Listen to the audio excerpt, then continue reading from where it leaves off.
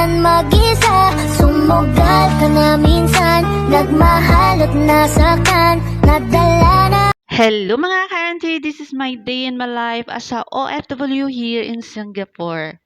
Kaya samahan niyo akong gumala dito sa Changi Airport. Makaya na nga ako ng train para papunta sa aking patutunguhan. At andito na nga ako sa Changi Airport. At nagsisiksika ng mga tao para pumila.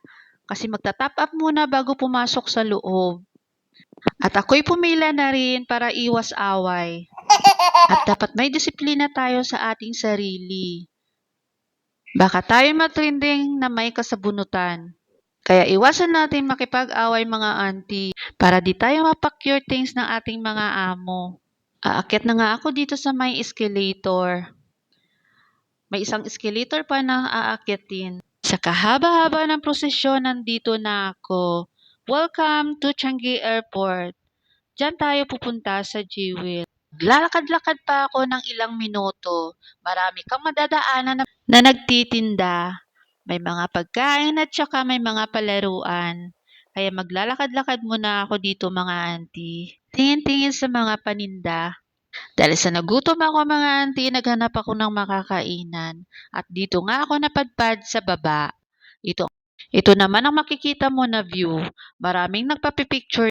Di rin ako nagpatumpik-tumpik pa. Nagpa-picture rin ako. Kasi ang ganda ng view. Wow! Alam ko naman na may takot ka pa na dinadala. Pagod na mapangakuan at maiwanan mag-isa. Sumugal ka na minsan, nagmahal at nasaktan, nadala na ang pusong minsan ding binitawan. Hirap ka na maniwala, nabulagan ka na sa mga nakaraan mo. Naubusan ng tiwala, nalimutan mo nandito pa naman ako. Hindi naman lahat ay tulad ng nakaraan. Dito naman tayo mga auntie, ang ganda ng view. Ang ganda ng flowers, marami kang makikitang nagtatambay dito, may nagdi-date din. Yan, ang ganda ng view as in.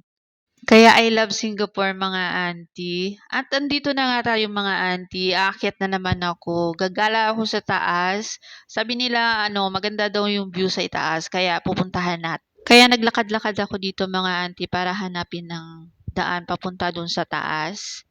Hinanap ko siya. At sa wakas nakita ko rin mga auntie, ang ganda ng view dito sa taas. Pagkatapos ko makita ang mga view sa taas mga auntie, ay naisipan ko na ring umuwi. Kasi ayokong malate sa aking curfew. Na maging good mood na maging bad mood na. Kasi pinagalitan ka na ng amo mo dahil late ka nang umuwi. Kaya maging responsable tayo sa ating mga curfew. Kaya dito na magtatapos ang aking vlog. This is MG. See you for my next vlog. Bye-bye!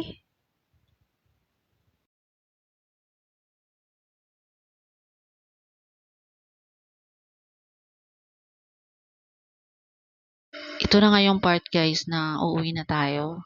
Kasi maggagabi na.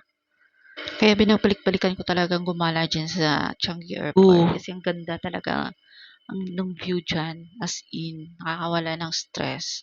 Kaya dito na guys, yung part na uwi na tayo. Thank you for watching.